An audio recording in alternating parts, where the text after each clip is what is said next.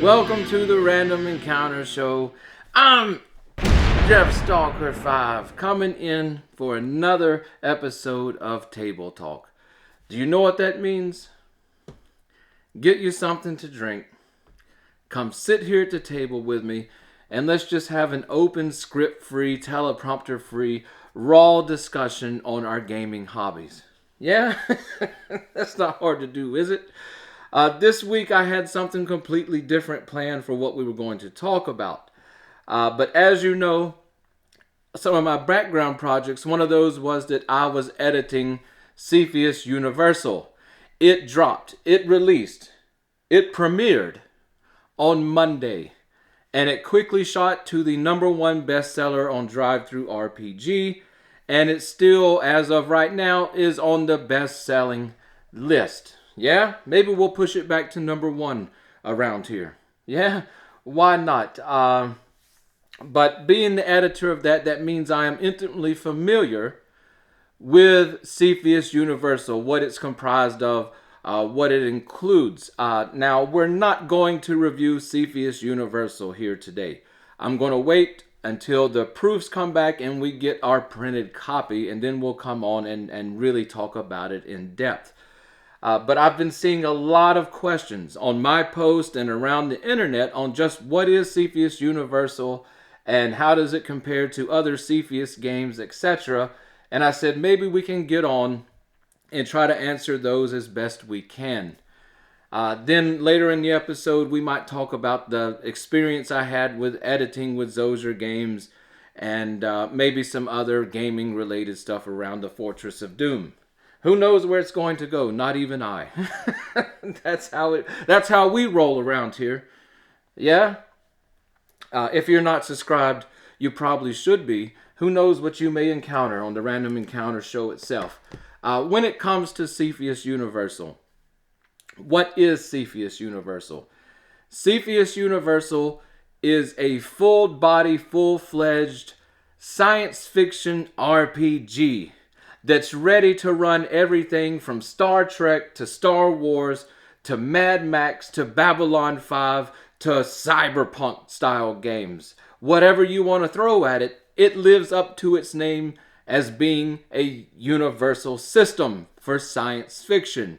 And probably the argument could be made that you could run just about any setting of an RPG system you really wanted to with this, if you're a hobby gamer and have some creativity in your bones. Yeah, something that we promote big time here. We're not into the off-the-shelf gaming scene around here. We're hobby gamers. You know, unite, raise your weapons if you're a hobby gamer. Yeah, dying breed right now.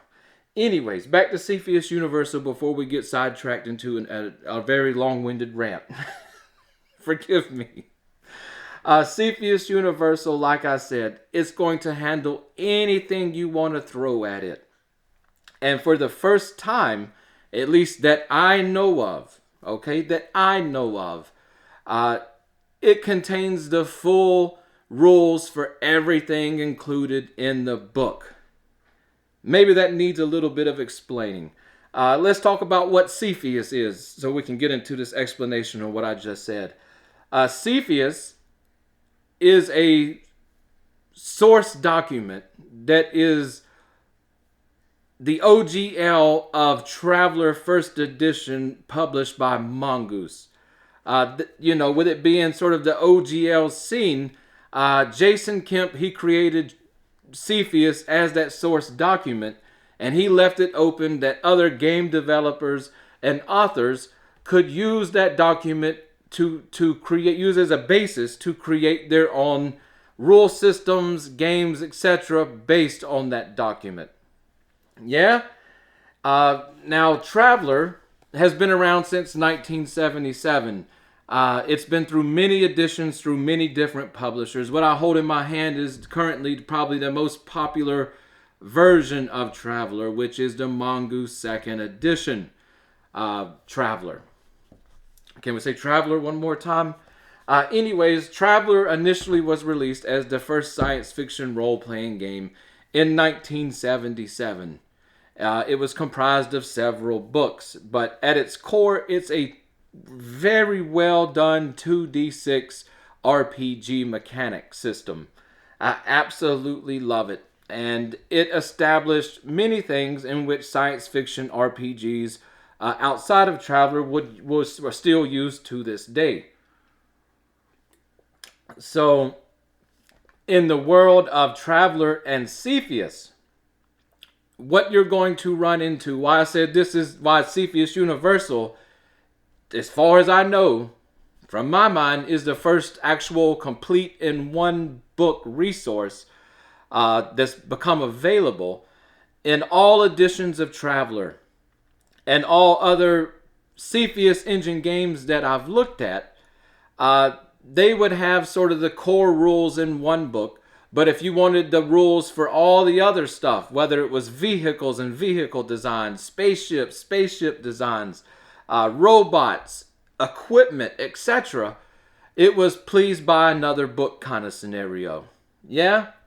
So it's very big for me, especially as a hobby gamer, that we finally get a full-fledged version of the rules that, hey, if whatever that's in this book is part of the system, we also get the rules to go along with that. Now, when it comes to Cepheus Universal, there's several key features in which I was blown away with, and I think just sets it far apart. Number one, common to all editions of Traveller and all Cepheus engine games that I've seen, you of course get your tools for your building your world, the universal world profile. You get tools for building subsectors of space and different things, yeah? That sort of leads to the sandbox experience that these games provide. More on that in a little while. But Paul Elliott, the author of Cepheus Universal, Zozer Games, he's a one-man team. It's truly amazing what he's done over the years.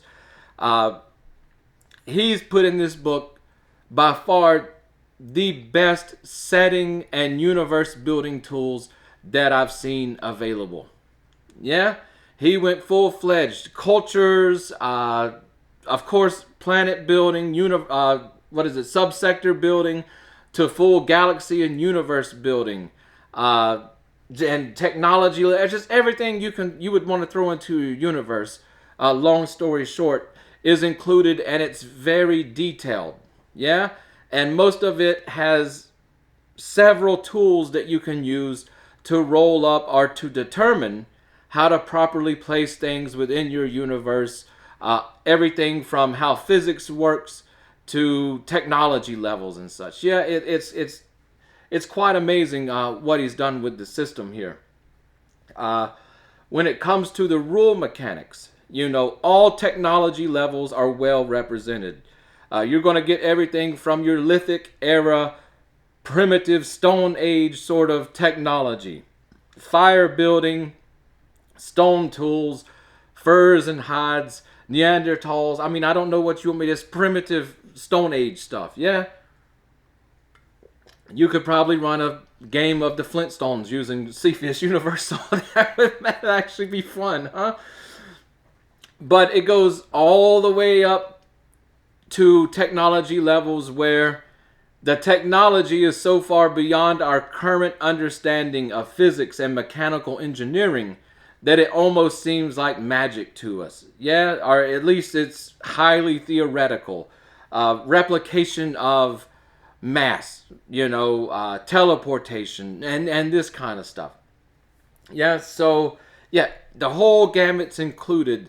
And that's very important because that gives you all the tools and all the things you need to custom build a planet, a solar system, a subsector of space, or a full galaxy, even a universe at your table for your games. It makes it very easy that, hey, you want to run some Star Trek style gaming going on, you want to pull from the Star Trek universe, it can do that. You want to run some Star Wars universe kind of stuff, hey, we can do that. All you got to do is just sit down and determine what technology levels to use and what parts of the rule system that are best suited for your setting that you want to use, and you're ready to go.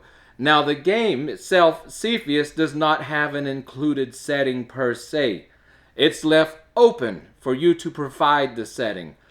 You can provide the setting from everything from the Third Imperium of Traveler if you wanted to some of Zozer Games' own setting books and such, to other Cepheus setting books and such. Because the rules are all derived from Cepheus, which ultimately are derived from Traveler, it's very easy to use any of the 2d6 sci-fi stuff for Cepheus Universal.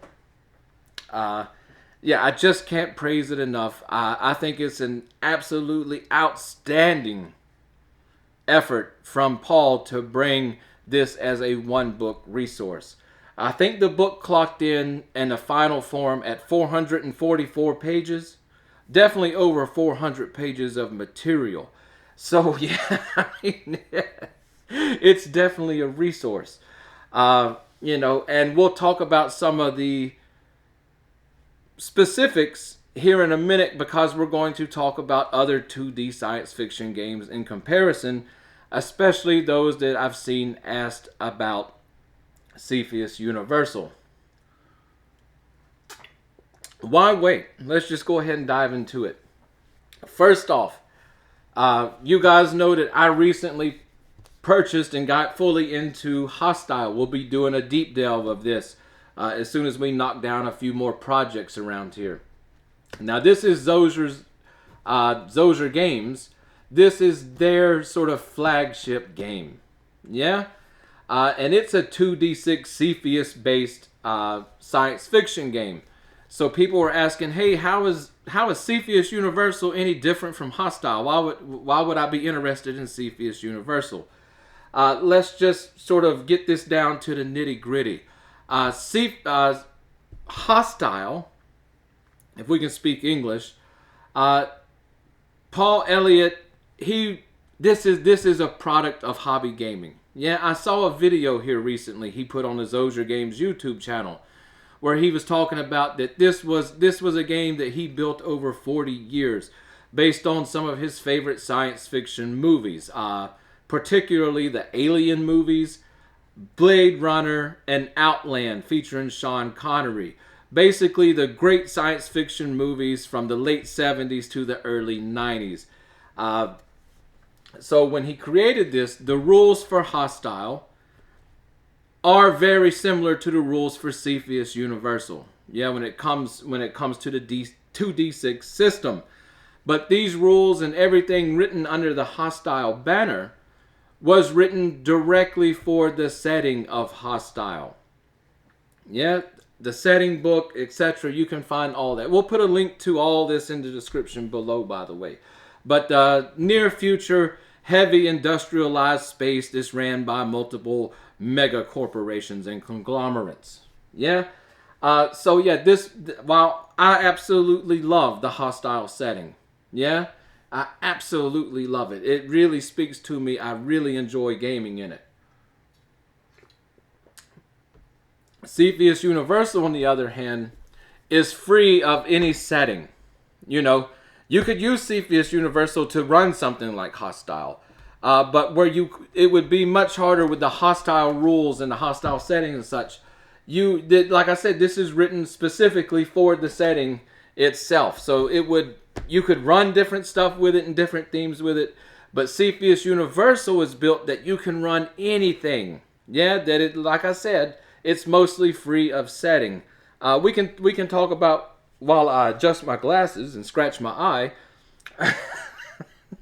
about Cepheus Universal being mostly free of setting. Some example settings, enough to get you started if you wanted to use one of the two that were included, are in the book. But for the classic Traveler fans and people like me who use Traveler, we take those sandbox tools that these systems all have pretty much in common, and we just create an open universe of almost random proportions. We might be running an exploration campaign, maybe like a Star Trek kind of thing, and we're out exploring planets and rolling up and building planets as we discover them. We might come upon a planet that has that was founded by a wrecked crew of a human spaceship hundreds of years ago. And the descendants are still living on the planet, but they've had no access or knowledge of high technology, and they're living in a primitive technological state, or maybe up to maybe a medieval feudal system type of technological state. But they definitely don't have access to higher technology, especially that would allow them to leave their planet and explore the stars or systems around them. Yeah? You might roll up, you might travel further on in the game, and you come across a very highly advanced alien civilization that has technology that your characters couldn't even explain, couldn't even dream of. Various cultures and things may have things going on in the sandbox style if you play it that way, which is so much fun as a solo player. Yeah? You never know what you're going to get, but in the end, this setting, a brand new setting, builds itself from those sandbox tools. So while Cepheus Universal doesn't have a particular setting that it's locked into, it definitely has that sandbox tools that you need, and lots of them. Yeah, it's got pretty much everything. I mean, I can't think of anything that it doesn't have that you would need for that sandbox style of play. Now, when it comes to solo play, it's definitely a massive resource. Pretty much some way to have an oracle and generate a few stories here and there would be appropriate. But the way that sandbox system works, you're never going to run dry of material that the game is producing for you. Everything from your planets and galaxies to cultures to NPCs, patrons, enemies, etc. It's got it all. What else do you need me to tell you? Yeah? Now, I also seen some questions. I think John asked. He has a copy of Cepheus Deluxe. I like Cepheus Deluxe a lot too. Now, it's also a wide open sort of, can run anything take, classic Traveler take on the Cepheus engine. It has all those tools and all those things you need to build your universes and all this kind of stuff, character creation and stuff. So how is Cepheus Universal different from Cepheus Deluxe? And I love Cepheus Deluxe, and it will still retain a place in my library. The rules, the way the mechanics play out for Cepheus Deluxe are much more akin to Mongoose Traveler 2nd Edition. And again, this is not reviewing anything. We're going to come back with lots of videos on Traveler, Cepheus Deluxe, etc. I'm just giving you what to expect for questions that I've seen asked. The rules for character creation and the rule mechanics for combat and such things, they're very much akin to this Traveler 2nd Edition from Mongoose Publishing.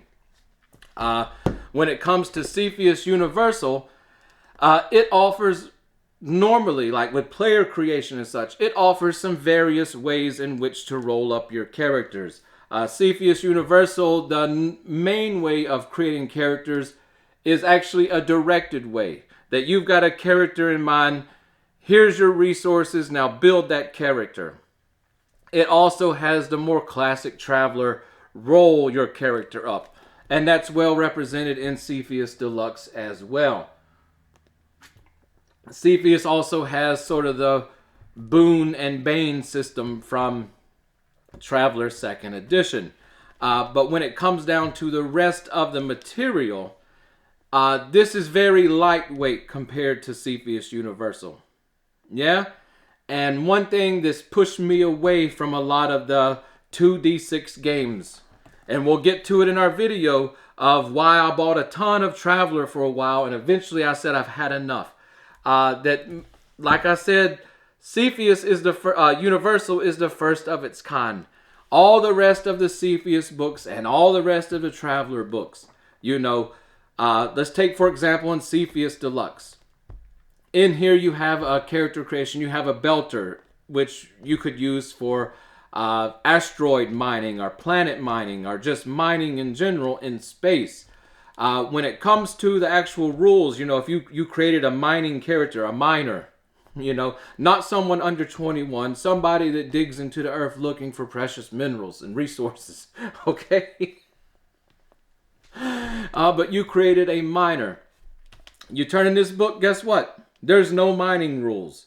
You get a little paragraph. See, please see our other book on mining asteroids and such for mining rules. Okay, I guess. I don't know. I can't stand that so much.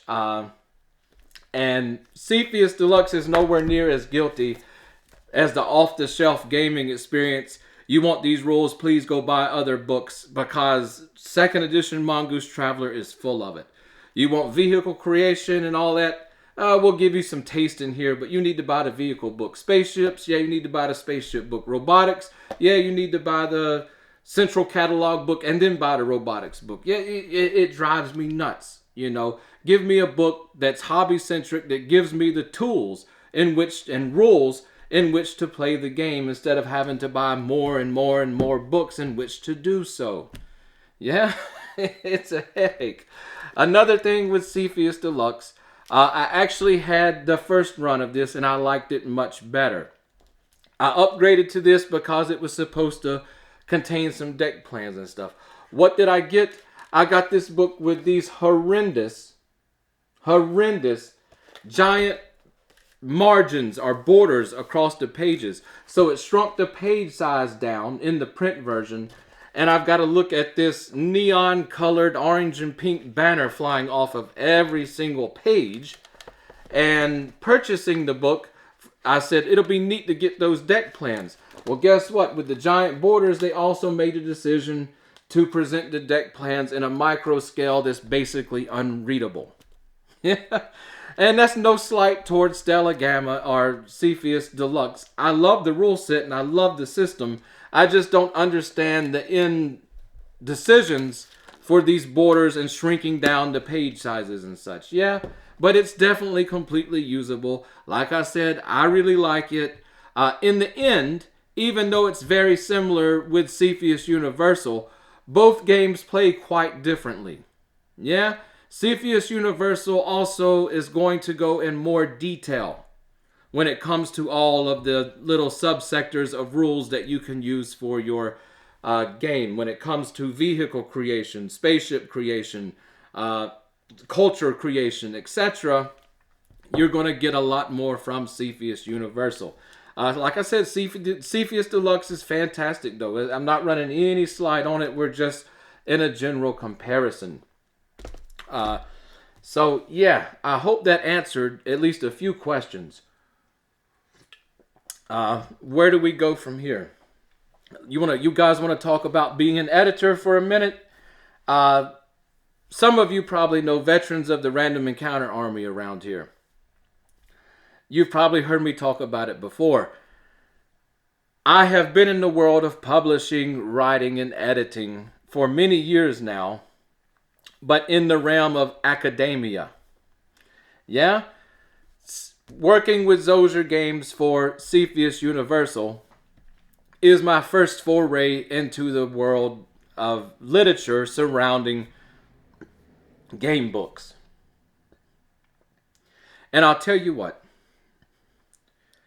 working for Zozer Games was probably the easiest, by far, time I had of editing someone else's work. Yeah, Paul Elliott is a masterful writer. Sorry, guys. I got a catch in my throat I'm trying to overcome. But Paul is definitely a masterful writer. It was a pleasure to go through what I had to do. It actually ended up being a very unorthodox editing job, to say the least. Because Paul brought me in to take a look and do some proofing and some suggestions in editing. But we only had a few weeks before his plan released, and I wanted to make sure that we did what we could to get him to that plan released on time and on schedule. What that meant is we had to approach it like a blitzkrieg. And we set up a system where instead of the traditional editing where I take the manuscript and I go through and we highlight things and we put in our editing marks and we put in our notes and all this kind of stuff, we basically worked off of a Google document live, trading notes back and forth, putting in the proofing and such on my end and on his end, and he made changes to the manuscript. And just to show you how masterful he is with it, that we're starting this only a few weeks away from the release of Cepheus Universal. And like I told him, my job's to come in not just as a proofer, not just as a playtester, but as someone who's not familiar with the rule system, the Cepheus, our traveler, and also someone that's not familiar with role-playing games whatsoever. And essentially, one of the first things we did was rearrange the contents of the entire book. Yeah? Now, the way he had it set up was perfectly acceptable to me and would be perfectly usable by most people who were familiar with the way Traveler is set up and written. But one of my gripes with Traveler, and one of the most common gripes I've seen, is that organization of Traveler and other Cepheus games. So Paul and I, we got together. I said, let's set this up in a more intuitive way. Let's make sure everything's with each other. So everything about vehicles, let's put them in a vehicle section, from the creation to the pre-made vehicles to vehicle combat, maintenance, etc. Let's do the same for spaceships. Let's do the same for player creation. Let's move some of the pieces of player creation around that make it more intuitive. Let's put the background and different things for the character. Let's put those first instead of last, because it makes more sense to me when I'm creating a character that I already have an idea of its background, of its home world, and where it's coming from before we throw it in any particular career. Then I said, let's put everything players need up front, in the front part of the book, and let's take everything that would be more suitable for a game master, or stuff that runs the background setting of the game, the sandbox stuff and all that. Let's put that in the second half of the book. That way players can have everything they need in the first half, and a game master can easily flip over and he has everything he or she needs in the second half of the book. So in a few weeks' time, Paul completely rearranged this book, and some of the sections within the rearranged sections of the book, subsections, I should say. We both proofed it, and we live edited the manuscript to reflect that proofing. And it was a complete blitzkrieg. I've never had a project where we had to edit something so quickly. Normally, the editing phase begins 6-7 months bare minimum before scheduled release of a book. Most of the time, the editing's done before the announcement of the book's release, So, like I said, super blitzkrieg, unorthodox editing going on. But we got in there and we got it done. Did we catch absolutely everything? Probably not, but that's why we're delaying printing the book from the PDF.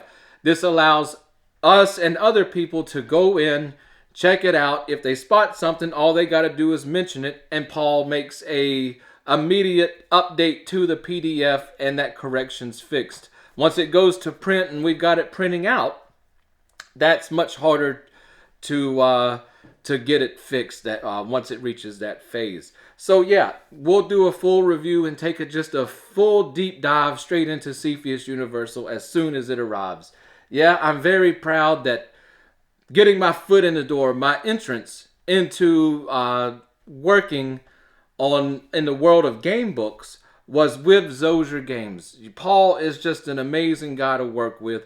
He's a fan of our show. He's part of the Random Encounter Army. He shares the same hobby-centric mindset that's just disappearing out of the gaming world today in the sea of the off-the-shelf board game experience RPGs that are just being proliferated out nowadays. Yeah, so, yeah, but, yeah, thank God, but he was super easy to work with, and I really, really enjoyed my time working with Zozer Games, and I'm sure if they need anything else, I'm more than happy to help them out. So, yeah, how far are we in here now? 30 minutes? Wow, I've been talking fast. What else did I want to talk about before we go? Let me open my gaming box here. I think I stuck them in here. I did. We just released a video on a card game that I'm getting into. Ward trading card game. I'm glad to see some new faces are coming into the show from the trading card game world. And I'm getting lots of suggestions for trading card games I should try. I think I need to reiterate that I'm not super interested in trading card games, just in general. I'm not. I like role-playing games. I like doing skirmish games, war games, hobby board games and such. You know, that's more my thing. Ward is just an exception, you know, and I've been messing around with this over the last day. Even got the wife interested. That should be a thing. And yeah, it's just Ward that I'm interested in. I've taken a look at other suggestions and such, but yeah, when it comes to Ward though, I'm absolutely impressed. It's got those RPG board game style mechanics in it, and I absolutely love it. We've set up our Discord server for the Random Encounter Show. Link below. You guys that have Discord, jump on over there.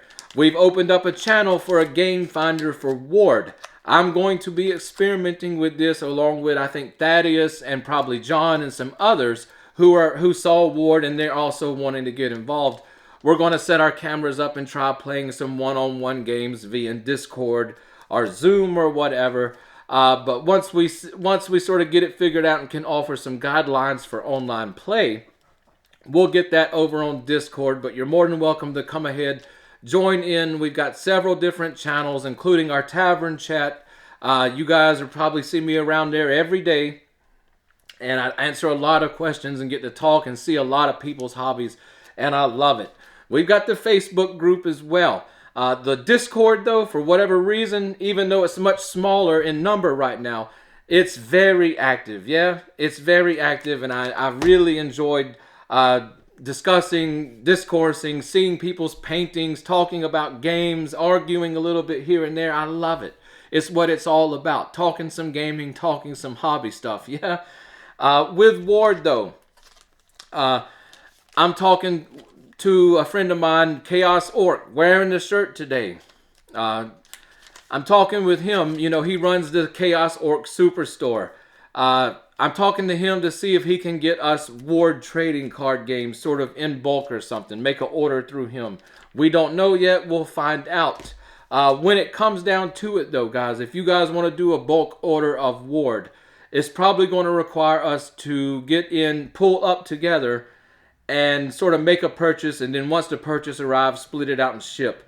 That's something that I'm looking at. I've talked with a few others. They're in. You know, it might be that we have to buy 5 to 10 packs each. Who knows? I don't know.